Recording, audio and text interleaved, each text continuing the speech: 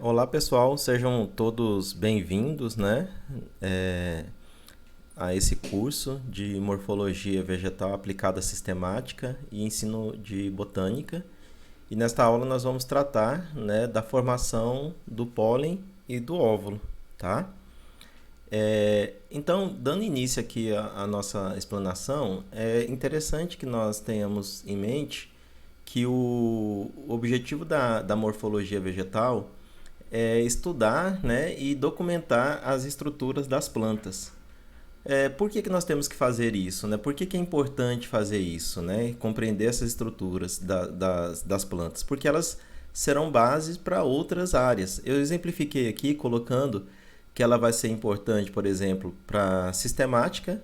A gente vai observar que dentro da sistemática a morfologia existe ainda, né? Ainda, apesar do avanço dos estudos filogenéticos, né? De filogenia, né? A contribuição da genética e da biologia molecular para a classificação das plantas, mas ainda a morfologia exerce um papel fundamental na identificação lá no campo e em laboratório também, né? Nos herbários. A gente ainda identifica a planta comparando as estruturas morfológicas delas, né? Então, compreender essas características, ela permite a gente ter um maior conhecimento da sistemática e também melhorar, né, a forma com que nós vamos dar exemplos na sala de aula para os nossos alunos, chamando a atenção dele para a observação dessas estruturas, dessas morfologias, diferenças que existem entre essas plantas.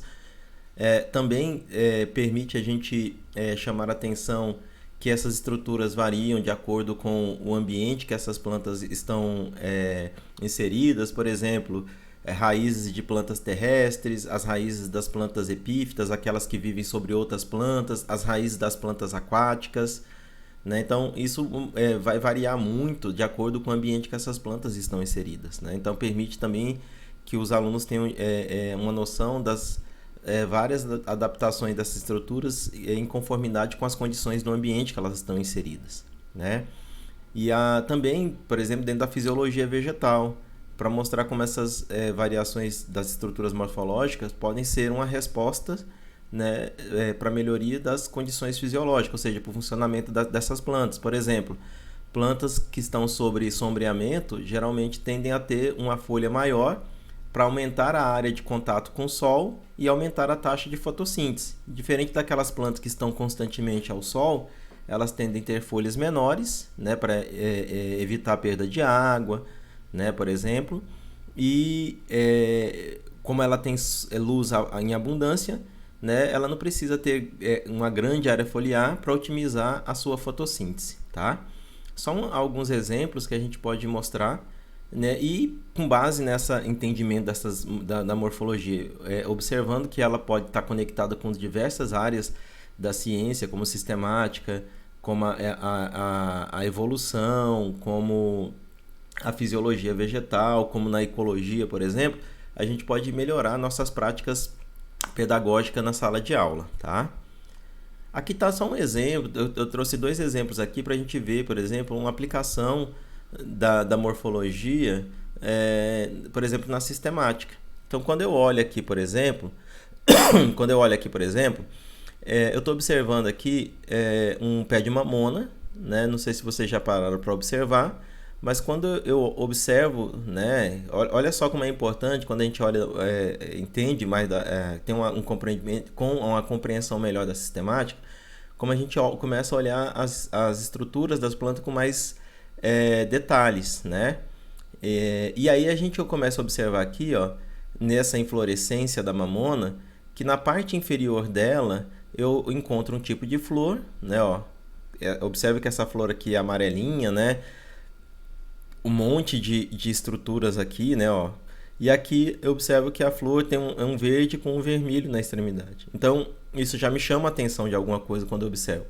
Então, quando eu olho mais próximo, eu vou observar, né, que aqui são os estames, né, que é o androceu, e aqui é o gineceu, né, que é o ovário e o estigma, tá, ó. Então, o que eu estou observando aqui, né, que as flores masculinas estão aqui abaixo e as femininas estão mais acima, né? Isso é típico da família Euphorbiaceae, que é a família da mamona e da macaxeira, por exemplo, né, ó. onde as flores masculinas ficam abaixo e as femininas ficam acima. Elas são separadas e na mesma inflorescência, né? Então, observe que eu estou usando da morfologia para identificar as estruturas, separá-las, e estou usando, né, isso como um dos critérios para delimitação de uma família, tá? Aqui também, por exemplo, na família da abóbora, né, ó, é muito comum a gente encontrar esses dois tipos de flores, né, ó. Observe que tem algumas flores que já tem essa abobrinha aqui abaixo, né, e essa outra aqui não tem. Essa aqui é a flor feminina e essa aqui é a flor masculina, tá vendo? Dá para ver aqui, ó, a flor feminina e a flor masculina, tá? E observem que é muito comum no interior, né, nas populações rurais e tradicionais, eles falarem que observarem o pé de abóbora e falam, nossa, esse pé de abóbora produz flor e não dá uma abóbora. E quando você vai olhar, só tem flor masculina. E aí, geralmente, eles falam que alguém foi lá, botou olho gordo, né? E aí depois, você já deve ter visto os avós ou os pais de vocês falando isso. E aí, depois de algum tempo, ela começa a produzir abóbora, né? Geralmente eles vão lá, faz um benzimento lá, né? Faz alguma tipo de oração ou benzimento, e aí essa abóbora, para tirar o olho gordo, né? E aí essa passa a produzir isso aqui, né? Essas flores femininas. Mas isso acontece, pessoal, porque geralmente o pé de abóbora, ele produz flor masculina primeiro, e depois ele vai produzir flor feminina ou vice-versa, tá? Para evitar a autofecundação. Mas observe que são plantas com caule rastejante, tá, ó, flores amarelas ou brancas, né? E observe que a flor masculina e feminina dá na mesma planta, mas em estruturas separadas, tá? Em peças separadas, tá? Mais à frente a gente vai detalhar um pouquinho mais sobre flor no decorrer do curso, tá? E isso aqui, essas características se aplicam também para melancia, para o maxixe, para o melão, para aquela buchinha, né? Quem gosta de tomar banho, aquela buchinha, né, que a gente retira o fruto e dá uma estrutura fibrosa e a gente usa no banho. Então isso aqui é bem típico da família Cucurbitaceae, tá? Então observe novamente que eu estou usando de morfologia para observar essa planta e usar isso na classificação, tá? Bom, então, olhando aqui agora, a gente vai falar um pouco sobre a formação do pólen do óvulo, e a gente visando então entender a formação do embrião da planta, que na verdade é a semente, né? Então dentro da semente, quando a gente abre uma semente, a gente vai encontrar um embrião lá dentro, né? Então, para falar da formação desse embrião, a gente vai falar de dois processos aqui, que é chamado de esporogênese, que é o processo de formação das células de reprodução, no caso o pólen e o óvulo, e a gametogênese, que é o processo de formação dos gametas, né? Que a gente vai entender aqui um pouquinho melhor, explicar um pouquinho melhor no decorrer da aula aqui, tá? Mas a gente vai tentar explicar esse processo de esporogênese e gametogênese, tá? Que é o processo de formação de esporos e gametas, tá? Bom, quando eu olho aqui então a flor, para a gente entender do que a gente vai falar aqui, tá? Quando eu olho para a estrutura de reprodução feminina, que é essa aqui no meio, que é o gineceu, tá? Ele é constituído de um ovário, o estilete e o estigma. Muitos professores chamam o estilete de tubo polínico. É errado, tá, pessoal? O tubo polínico ele só vai ser formado durante o processo de fecundação, quando o pólen cai aqui em cima. Então, não é correto que o tubo polínico ele faz parte do gineceu. Ele é formado durante o processo de fecundação, conforme nós vamos ver aqui durante a aula, tá? Então, o conjunto de... isso aqui, então, o ovário, o estilete e estigma, nós chamamos de pistilo. E o conjunto de pistilos, a gente vai chamar de gineceu. Porque tem flor que só tem um pistilo e tem flores que tem vários pistilos, tá? Se você está achando um pouquinho confuso ainda essas estruturas, pode ficar tranquilo que a gente vai falar, né? Vai ter uma aula para tratar especificamente de flor. Mas como aqui todo mundo já viu o conteúdo, então a gente está fazendo essa abordagem mais como um aspecto de revisão mesmo dessas estruturas, tá? Mas a gente vai falar especificamente de flor. E o androceu é formado pelo conjunto de estames, tá? O que é um estame? É um filete e a antera. O filete tem por função sustentar a antera, e na antera vai ocorrer a formação do grão de pólen, tá? Isso aqui são sépalas, isso aqui são pétalas, né? Que são verticilos protetores, que na verdade tem por função atrair polinizadores, né? E também proteger os órgãos, as estruturas reprodutivas, tá? Então aqui é interessante a gente observar que a partir do momento que ocorre a fecundação, vai ocorrer a formação do embrião, tá? Esse óvulo vai ser fecundado e vai formar um embrião ou a semente, tá? E a partir do momento que esse ovário ele é fecundado, ele começa a dilatar e vai formar uma estrutura que é chamada de fruto. Então o fruto nada mais é do que o ovário fecundado dilatado, com algumas exceções, tá? Como por exemplo os frutos que se originam por partegenocarpia, que são aqueles frutos que dilatam, né, o seu ovário sem ser fecundado, como é o caso, por exemplo, da banana, tá? Bom, dando continuidade aqui então, nós vamos falar sobre a formação do grão de pólen e a gente vai tratar aqui dois processos, que é o processo de microsporogênese e o processo de microgametogênese. Quando eu estou falando de microsporogênese, eu estou falando da formação do micrósporo, tá? Que é a célula precursora do grão de pólen, no saco polínico, tá, pessoal? Ou também chamado de microsporângio, tá? Então, esse processo de formação do grão de pólen dentro do saco polínico é chamado de microsporogênese, tá, ó? Então, aqui eu tenho aqui eu tô vendo aqui o saco polínico, tá, ó? Um saco polínico, 2, 3, né, 4. E aí a gente vai observar aqui que dentro desse saco polínico ele é revestido por umas células que é a epiderme, e dentro desse grão desse saco polínico tem as células que vão ser chamadas de células mães do grão de pólen, ou seja, as células que vão ser formadoras do grão de pólen. E dentro desse saco polínico, então, vai ocorrer a formação dessas células que vão dar origem a esse grão de pólen que a gente vai chamar de micrósporo, tudo bem? E a microgametogênese é quando ocorre, né, o desenvolvimento desse micrósporo em um gametófito que a gente vai chamar de grão de pólen. Então aqui é o processo de formação do micrósporo, tá? No saco polínico.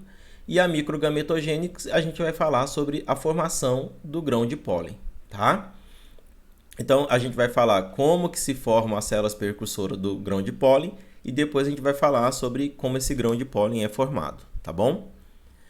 Bom, então quando eu olho na antera, tá, pessoal? A gente vai observar que a antera é isso aqui, tá, ó. O filete é a antera, tá, ó. Aqui tem a antera, o conectivo é o ponto que a antera está ligada à antera aqui, né? O conectivo, o filete, né? Aqui é o conectivo, é o ponto onde o filete se solda na antera, tá?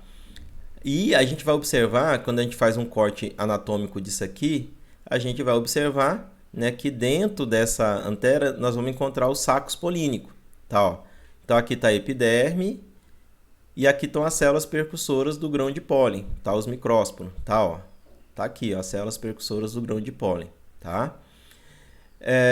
Essas células que estão aqui envolvendo, que são estéreis, tá, ó, elas vão formar, né, ó, são chamadas de células estéreis. Elas vão formar essa epiderme que vai revestir, né, formando como se fosse um saco mesmo, né, aonde essas células vão nutrir, né, vão ser responsáveis por nutrir essas células aqui, né, nutrir os micrósporos, ou seja, as células que vão formar o grão de pólen, tá, ó. Então, quando eu olho então para a antera, eu vou encontrar essa estrutura, tá, ó. Células da epiderme, que são células estéreis, que vão nutrir esses micrósporos até que eles passam pelo processo de microgametogênese e sejam transformados em um grão de pólen, tá? Bom, então na antera eu vou encontrar dois tipos de saco. Eu vou observar o seguinte, né, ó. A antera, quando os micrósporos estão em processo de formação, né, ela fica fechada, e a partir do momento que esses micrósporos eles se transformam, né, em grão de pólen no processo de microgametogênese, essa antera se rompe, tá, pessoal? E esse grão de pólen é liberado e ele pode ser transportado pelo vento ou por animais, por exemplo, tá, ó. Então aqui nós estamos vendo uma antera ainda fechada, porque os grãos de pólen ainda não estão formados, não estão maduros. A partir do momento que esses grãos de pólen são formados, essa antera se rompe, tá, ó, esse saco polínico se rompe e esse grão de pólen é liberado. Então, no processo de microgametogênese, a gente vai observar essas fases aqui. Ó. O que vai acontecer? As células esporogêneas, né, ou seja, as células precursoras do grão de pólen, chamadas células mãe dos grãos de pólen, elas vão se transformar em microsporócitos. Tá, ó. Esses microsporócitos, então, pessoal, que é cada célula dessa aqui, ó, puxando aqui, tá, ó, esse microsporócito, eles vão passar por um processo de meiose. Tá, ó. Cada uma célula que está aqui, ela vai passar por um processo de meiose. Tá, ó. E durante esse processo de meiose, tá, pessoal, ela vai formar 4 células, né, chamado de micrósporo. Tá, ó. Então, essas células precursoras do grão de pólen são chamadas de microsporócito. Cada célula dessa aqui vai passar por uma meiose e vai dar origem a 4 micrósporos, tá? Que são haploide. Então, observe que aqui ela é diploide e a gente sabe que na meiose ocorre uma redução do N-cromossomo. Então, essas células precursoras do grão de pólen, elas são 2 Ns. Quando ela passa por meiose, a gente sabe que no final da meiose, uma célula dá origem a 4 células, diferente da mitose, que uma célula dá origem a 2. E a meiose é importante para fazer a redução do número de cromossomos e manter o N-cromossomo das espécies durante a fecundação. Porque quando eu pegar um N-cromossomo do pólen e um N-cromossomo do óvulo, eu restituo 2 N-cromossomos, tá? Então, o que vai acontecer aqui, pessoal? Cada uma dessas células que estão grudadinhas aqui agora, elas vão se separar e vai formar um micrósporos individual, né? Então, cada célula dessa aqui, ela vai se separar e vai formar um micrósporo individual, tá? Então, quando a gente observa aqui agora, a gente viu aqui o processo de microsporogênese, tá? Ó, que uma célula, um micrósporo, ele vai sofrer uma meiose, vai formar 4 micrósporos e cada micrósporo vão se separar e formar um micrósporo individual. Então, após acontecer isso, pessoal, esse grão, esse micrósporo, ele vai formar então, né, no processo de microgametogênese, o grão de pólen. Para formar esse grão de pólen, o que vai acontecer, pessoal? Vai ocorrer uma deposição em cima de cada micrósporo, tá, pessoal? Acima de cada micrósporo, vai ocorrer uma deposição de uma proteína que é chamada de exina, tá? Essa proteína, ela serve para dar proteção ao pólen e ela é muito resistente, tá? Por isso que o pólen consegue resistir quando está exposto, ele não vai se desidratar, a luz não vai danificar esse grão de pólen, porque eles são revestidos por essa camada de proteína que é chamada de exina mais externa. Internamente, ele vai ter uma outra deposição de proteína que é chamada de intina. Então, extina externo e intina mais interno, tá? Essa exina, a proteína que é depositada ali é chamada de esporopelinina, tá, pessoal? Que é o tipo de proteína que é depositado na parte interna. E na parte interna pode ser depositado celulose ou algum tipo de pectina, tá? Que vai dar essa resistência a esse grão de pólen, tá? Então, só reforçando aqui, tá, ó, que essas células, esse saco polínico, né? Ele vai ter a parte, aqui é a parte do saco polínico, né? Ó, tá vendo? Que a gente chama de essa camada de endotécio, tá? Ó. E essa aqui que envolve, tá, pessoal? Que está envolvendo aqui na antera, essa camada de célula que está envolvendo o saco polínico, a gente chama de tapete, tá? Ó. Então, quando a gente está... esse endotécio aqui, ele vai ser responsável pela abertura, tá, da antera, para liberar o grão de pólen. E esse tapete vai ser responsável para a abertura do saco polínico para poder fazer a liberação desse pólen, tá? Então, observe que para formar o grão de pólen, então é preciso ocorre, né, a deposição de exina, que é uma camada de proteína mais externa, que é a esporopellenina, e uma deposição de proteína mais interna, que é chamada de tina, que é simplesmente para proteger, né, essa célula reprodutora ali que vai ser transportada ou pelo vento ou por algum tipo de animal até a região do estigma da flor, tá?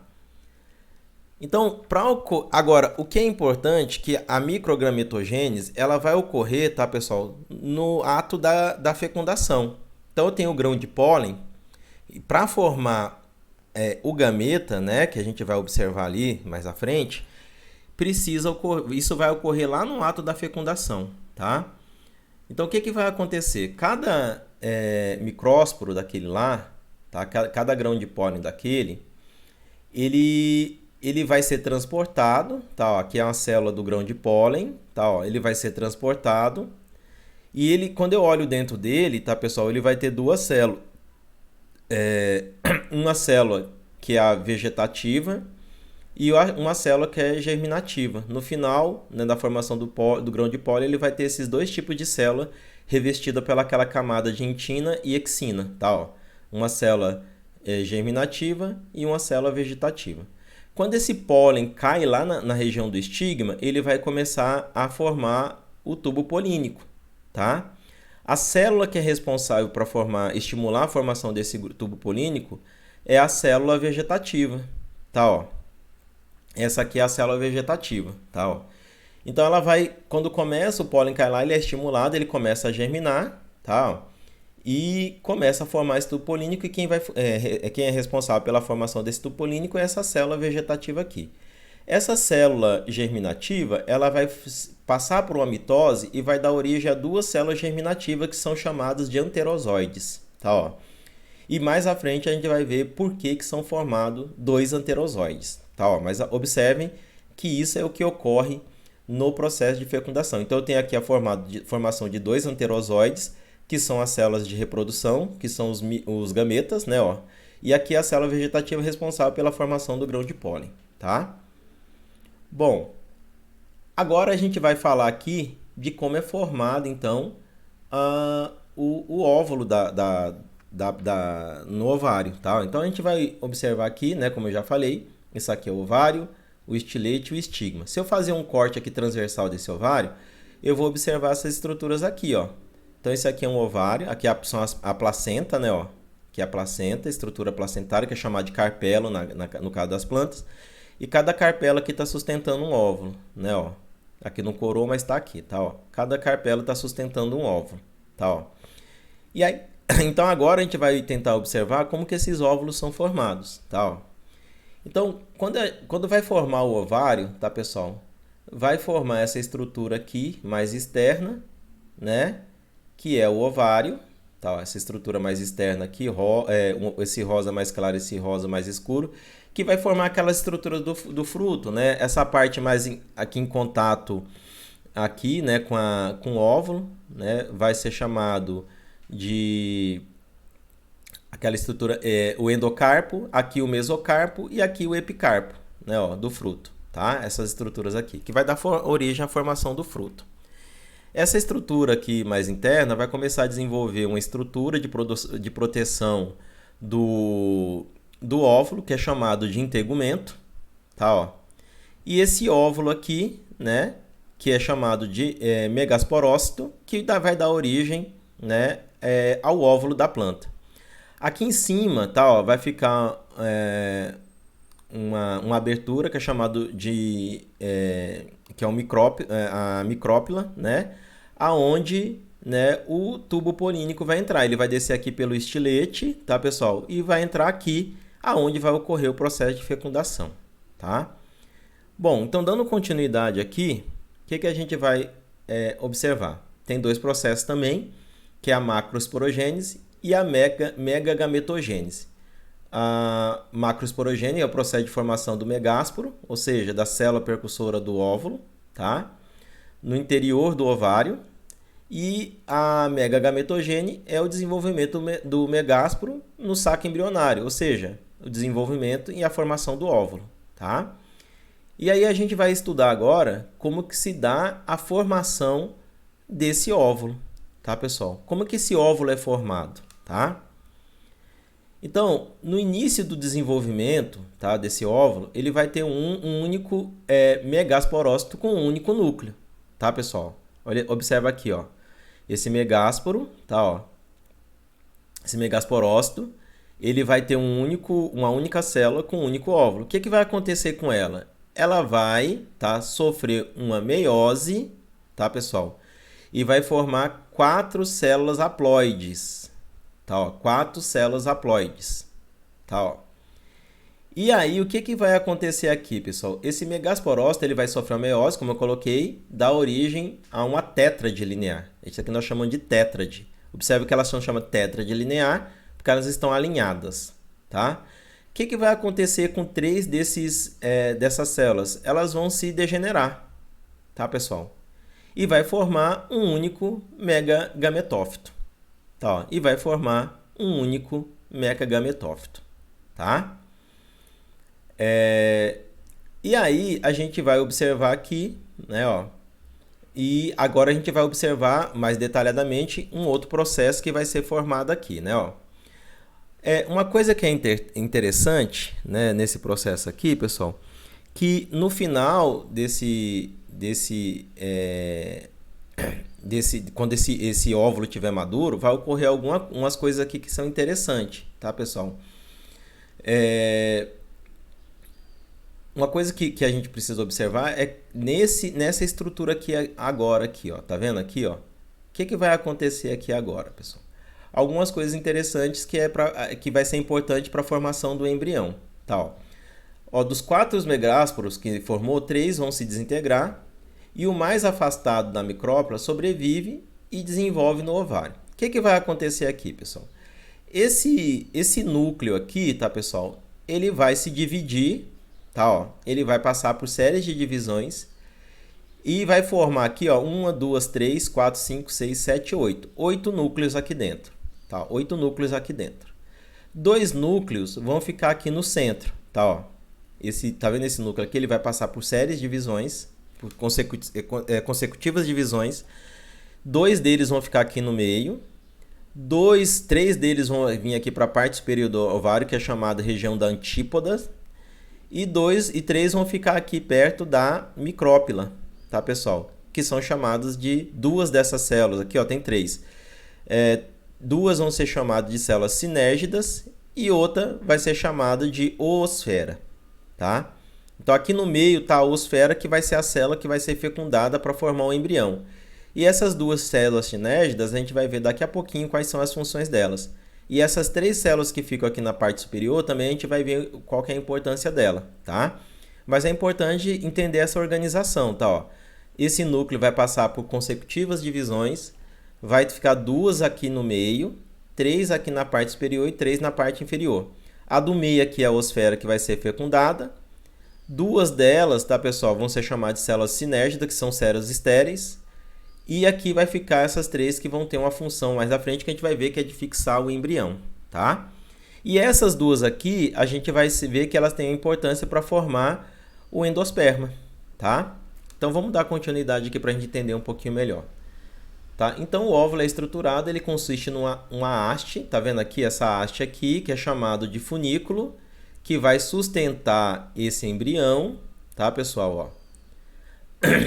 E aí a gente tem também, né, ó, essa formação da micrópila aqui, tá vendo? Ó?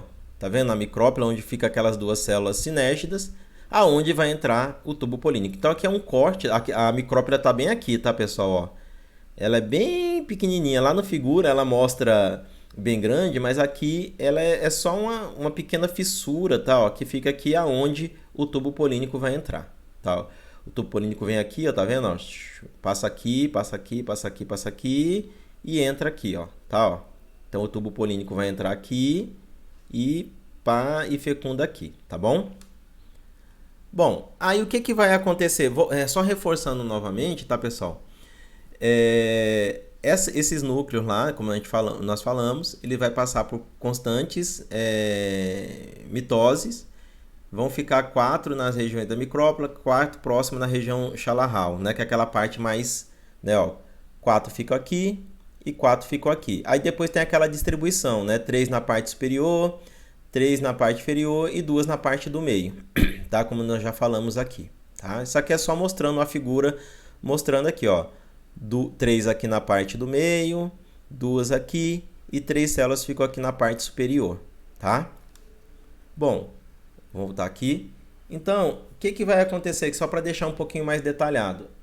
As células que ficam mais próximas aqui, tá? Essas aqui, 2 são sinérgidas e 1 é a osfera, tá? Só para reforçar mais um pouquinho isso aqui, ó. Tá, ó. As 4 que ficam próximas à região superior, que a gente chama região Chalarral, 3 vão formar a antípoda, que vai fixar o embrião, tá? E a célula central, ela vai conter 2 núcleos, tá? Ó, aqui é a célula central com 2 núcleos, tá? Ó, que elas vão ser responsáveis pela formação do endosperma, tá? Da semente. Então, essas estruturas com 8 células, ela formam o gametófito feminino ou saco embrionário, tá? Então, essa estrutura que nós acabamos de ver aqui, ela vai formar o gametófito feminino. Então, aqui nós já vimos o processo de megagametogênese, tá? Aqui é só mostrando a diferença de gimnosperma e angiosperma, né? Por que gimnosperma não tem fruto, tá, pessoal? Porque ela não tem essa região aqui, ó, tá vendo? Ela não tem essa estrutura aqui, tá, ó, que é responsável para dar origem aos frutos. Ela só tem essa estrutura aqui no meio, tá, ó, que é essa aqui. Então, elas não têm frutos porque a estrutura reprodutiva não tem essa estrutura aqui, né, que é um tegumento de revestimento do embrião, e as gimnospermas não têm, tá, ó, por isso que elas não têm formação de fruto. Aqui só está mostrando, né, que também não tem flor, né, elas têm o estróbilo feminino, o estróbilo masculino, tá, elas são... E vai dar origem, né, essa aqui é o pinhão, né, pinhão do Pará, né, então observe que não tem fruto, né, só tem sementes, tá? Então, durante a fecundação, pessoal, o que acontece aqui? Durante a fecundação é o processo de transporte do pólen até a região do estigma. Isso é chamado de polinização. O transporte do grão de pólen até a região do estigma, tá? Então, esse processo de polinização, tá, ele pode ocorrer uma autopolinização, quando a própria planta, né, se autopoliniza, ou seja, quando o pólen da planta cai no estigma e ocorre essa polinização, ou ela pode ser por polinização cruzada. E, geralmente, as plantas investem mais em polinização cruzada, justamente, tem várias estratégias que elas adotam para evitar essa autofecundação. Mas a polinização cruzada é quando o pólen de uma planta é transportado para o estigma da outra e vice-versa, tá, pessoal? Então, nós podemos ter a autopolinização e a polinização cruzada. Aqui, esse pólen pode ser transportado por, que nós chamamos por anemofilia, quando é disperso pelo vento. Quando ele dispersa pelo vento, observe que são filetes bem finos e a antera fica pendurada. Então, quando vem o vento, essas estruturas balançam, né, ó, como é o caso aqui das poáceas de capim, né, o milho também é assim, a cana, né, e eles balançam e o grão de pólen vai sendo disperso pelo vento. Tá? Então, não precisa de um agente ativo para dispersar, isso ocorre pelo vento. Tá? Ou ela pode ser por zoofilia, quando você vai ter algum animal, né, transportando esse grão de pólen. Então, por exemplo, a entomofilia, quando ocorre o transporte de pólen por insetos, né? A ornitofilia, quando são aves que fazem esse transporte de pólen. Quiropterofita, né? Que é o transporte de pólen por morcegos. Então, a gente está mostrando aqui a importância das relações, né? Associações de animais e planta para o processo de fecundação, né? Por isso que é importante, se eu quero conservar as plantas, eu também preciso conservar os animais, porque se não tiver o polinizador desse animal, a planta não vai ser fecundada e automaticamente a gente não vai ter produção de pólen, transporte de pólen. Se não tem transporte de pólen, a gente não tem fecundação, não tem produção de frutos, tá? A gente pode evidenciar isso. Geralmente, esses insetos, essas aves e esses morcegos são atraídos ou pelo aroma, ou pela produção de néctar, ou pela coloração da flor, tá, pessoal? As plantas, né, elas podem fazer algumas estratégias, né, para evitar a autofecundação. Por exemplo, a gente pode ter aqui, né, plantas monóicas, que são aquelas que têm flores unissexuais no mesmo indivíduo, tá, ó. Nós temos também as plantas dioicas que têm flores individuais em indivíduos diferentes. Então, por exemplo, a abóbora é uma planta monóica, porque ela tem o sexo masculino e feminino na mesma planta. E a mamona também, por exemplo, né? Tem o sexo masculino e feminino, apesar de estarem separadas, mas na mesma planta. Então, elas são consideradas de plantas, né, monóicas. Diferentemente, por exemplo, do mamão, por exemplo, que você vai ter, por exemplo, o mamão que produz flor, um pé de mamão que vai produzir flor masculina e um pé de mamão que vai produzir flores feminina. Apesar que já existe, tá, pessoal, variedades mamão que produz tanto a flor masculina e feminina na mesma flor, mas comumente, né, elas produzem em plantas separadas, por isso que eles são considerados dioicas. Então, se eu quero produzir mamão, eu tenho que ter a planta masculina e feminina no mesmo ambiente ou muito próximo, porque senão eu não vou conseguir otimizar minha produção, tá? Não adianta só plantar a flor feminina e não ter a flor masculina, porque senão não vai ter fecundação. O mesmo ocorre com o abacate, tá? Uma forma também... Então, isso aqui são estratégias de evitar a autofecundação, tá, pessoal? Por exemplo, a flor masculina e feminina separada, né, na mesma planta, ou em plantas separadas. Isso são estratégias que evitam a autofecundação. Por exemplo, a heteroestilia, né? Por exemplo, algumas plantas têm o estilete mais acima e a antera mais abaixo, né? Ou, ao contrário, a antera mais em cima e o estigma mais abaixo, com as anteras voltadas para fora, para o pólen cair fora, né, do estigma. Então, isso são estratégias, né? A heteroestilia é uma estratégia também de evitar a autofecundação, tá? E aí a gente pode chamar a atenção para que os alunos observem a posição do ovário e da antera, né? Como uma estratégia para eles pensarem se essas plantas fazem autofecundação ou fecundação cruzada, se as peças florais estão na mesma planta, se estão em plantas diferentes, e tentar fazer uma abordagem sobre a fecundação dessa planta, tá? Então, chegando aqui então à parte de fecundação, pessoal, a gente vai observar o seguinte: quando esse grão de pólen, tá, pessoal, ele cai aqui na região do estigma, né, ó, que tá o ovário, a célula germinativa aqui, ela vai iniciar a formação do tubo polínico. Então, o tubo polínico desce pelo estigma, né, ó, e vem aqui até a região da micrópila, tá vendo, ó? Quando ele chegar, e nesse percurso aqui, pessoal, essa célula germinativa, como nós já falamos, ela vai sofrer uma mitose e vai dar origem a 2 anterozoides, tá, ó. O que vai acontecer aqui, pessoal? Um anterozoide aqui, quando essa célula germinativa chegar aqui, ela vai degenerar, e essas sinérgidas aqui, elas vão orientar a entrada do tubo polínico para dentro do ovário. Então, e também vai orientar o transporte dessas células germinativas. Então, uma célula germinativa dessa aqui vai fecundar a oosfera, que vai dar origem ao embrião, e outra célula germinativa dessa aqui, ó, vai fecundar essa célula com 2 núcleos aqui, que vai dar origem ao endosperma, que é aquela massinha da semente, que vai servir para a nutrição dela, tá? Nutrição do embrião nos primeiros dias de germinação, tá, ó. Então, observe que a partir do momento que isso aqui é fecundado, o embrião ele vai ter então 2 Ns. Ele volta novamente a ter 2 Ns. E o endosperma, ele vai ter 3 N cromossomos, tá, ó. Então, isso é uma característica muito comum das plantas, né, as fanerógamas, de ter, tá, o embrião 2N e o endosperma 2 Ns, 3 Ns. Por quê? Porque ele tem uma célula binucleada, quando ele recebe mais um núcleo, eles se fundem, né, e vão formar uma estrutura 3 Ns, tá? E essa parte aqui em cima, né, que é a região da antípoda, esse embrião, quando ele é fecundado, ele vai se migrar para cá e vai ser fixado aqui, tá bom? Então, isso aqui é só resumindo mais uma vez, né, ó. O pólen cai lá no estigma, vai formar a célula germinativa, forma o tubo polínico, né, ó.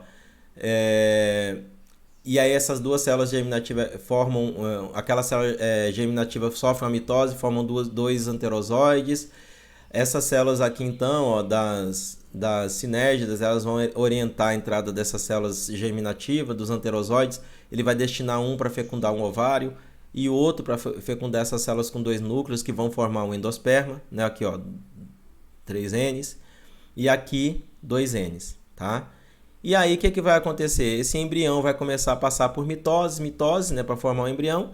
E esse endosperma também vai passar por mitose para formar o endosperma, mas eles são 3N e o embrião 2Ns, certo?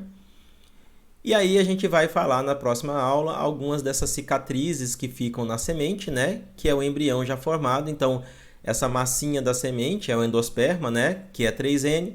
Aqui é aquele embrião que foi fecundado, né? Ó, que foi fecundado e forma, que é 2N cromossomos. E aí a gente vai ver que vai ficar algumas cicatrizes, a ráfio, o hilo, a micrópila, tá vendo? Lembra da micrópila, pessoal? Aqui é por onde entra, né, ó, o tubo polínico e fica algumas cicatrizes. E a gente vai falar um pouco dessas cicatrizes quando a gente for falar de morfologia de semente. Tudo bem?